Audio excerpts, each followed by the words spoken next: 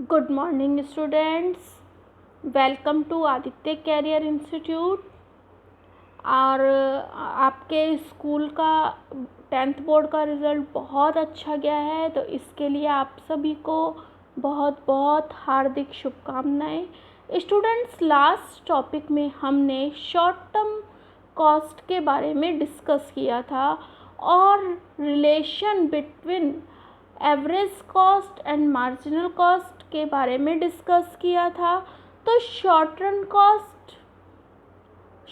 Cost क्या है? What is short run cost? Which cost are related in short term is called short run cost. Short run cost में हमने discuss किया total fixed cost, total variable cost, total cost and average fixed cost, average variable cost and average cost and last then marginal cost. और हमने discuss किया relation between average cost and marginal cost. तो that's clear. Today I have discuss long run cost. Which cost are related long time is called long term cost. जो लागतें हमारे दीर्घकाल से संबंध रखती हैं उन्हें हम दीर्घकालीन लागतें या लॉन्ग टर्म कॉस्ट कहते हैं। जो भी हमारा लॉन्ग पीरियड होता है उसमें हमारे जितने भी फैक्टर्स होते हैं, all factors are changeable. Long term में हम सभी फैक्टर्स में चेंज कर सकते हैं, कोई भी फैक्टर्स फिक्स नहीं रहता। मोस्टली हम सारे फैक्टर्स में चेंजेस कर सकते हैं। हमारी फिक्स्ड कॉस्ट भी चेंज होती है और हमारी वेरिएबल कॉस्ट भी चेंज होती है। तो इसलिए लॉन्ग टर्म कॉस्ट में हम ओनली एवरेज कॉस्ट और मार्जिनल कॉस्ट के बारे में ही डिस्कस करेंगे। इनको डिस्कस करने से पहले, क्योंकि दोनों कॉस्ट का ही बेस क्या है, हमारा टोटल कॉस्ट है। एवरेज कॉस्ट और मार्जिनल कॉस्ट दोनों का बेस हमारा क्या है? दोनों को कैलकुलेट करने का हमारा बेस क्या है?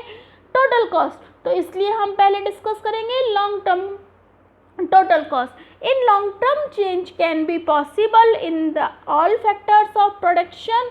लॉन्ग टर्म में प्रोडक्शन के सभी फैक्टर्स में चेंज करना पॉसिबल है। तो long period cost equals to क्या हो जाएगा? हमारा fixed cost plus variable cost. सभी फैक्टर्स की जो टोटल कॉस्ट होती है is called long term cost. तो इसका हमने एक डायग्राम शो किया है। ओ एक्स पर क्वांटिटी ऑफ प्रोडक्शन और ओ वाई एक्सिस पर हमने लॉन्ग टर्म कॉस्ट को शो किया है। तो क्लियर। नेक्स्ट आता है लॉन्ग रन एवरेज कॉस्ट। हमने पहले भी डिस्कस किया था एवरेज कैसे कैलकुलेट करते हैं, टोटल डिवाइड बाय क्वांटिटी। तो यहाँ भी हमको वही करना है। जो हमारी लॉन्ग टर्म टोटल कॉस्ट है उसको हम क्वांटिटी से डिवाइड कर देंगे। तो जो भी हमारी कॉस्ट निकल के आती है that's called long term average cost. In the long run find out the average cost of production. Total cost divided by total output और प्रोडक्शन। जो हमारी कॉस्ट निकल के आती है वो हमारी क्या कहलाती है? Long term average cost. जो हमारा लॉन्ग टर्म एवरेज कॉस्ट का जो कर्व होता है वो कैसा होता है? वो हमारे अंग्रेजी के यू अक्षर के, इंग्लिश लैंग्वेज के यू वर्ड के समान होता है। जो लॉन्ग टर्म एवरेज कॉस्ट का हमारा डायग्राम बनता है वो किससे मिलकर बनता है? बहुत सारी शॉर्ट टर्म एवरेज कॉस्ट से मिलकर बनता है। यहाँ हमने लॉन्ग टर्म एवरेज कॉस्ट बनाया तो हम देखते हैं कि जो ये डायग्राम बन रहा है वो अनेक फर्मों की शॉर्टकालीन औसत लागत, जो शॉर्ट पीरियड एवरेज कॉस्ट होती है, उससे मिलकर बनता है। तो इसीलिए इसे हम क्या कहते हैं? इसे हम एनवलप कर्व भी कहते हैं। दैट्स वेरी इंपॉर्टेंट क्वेश्चन कि what is envelope curve. Long term average cost curve comprise various short run average cost curves. Its shape is also that of the alphabet U, but is comparatively flatter.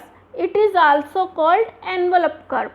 जो हमारा दीर्घकालीन औसत लागत वक्र होता है वो अनेक फर्मों के अल्पकालीन औसत लागत कर्वों से बनता है, short term average cost curve से मिलकर बनता है। इसलिए इसे हम क्या कहते हैं? एनवलप कर्व भी कहते हैं। और ये ये जो हमारा लॉन्ग टर्म एवरेज कॉस्ट है ये किसको स्पर्श करता है? Short time average cost curve को। तो जो एक फर्म होती है वो लॉन्ग टर्म एवरेज कॉस्ट जो बनाती है वो किससे बनाती है? Short term average cost curve से बनाती है। तो क्लियर स्टूडेंट्स, आज के लिए इतना ही। आपको किसी को कोई भी प्रॉब्लम हो तो आप कॉल करके पूछ लेना। Okay, thank you. कल हम long term marginal cost topic के बारे में डिस्कस करेंगे। Okay, thank you.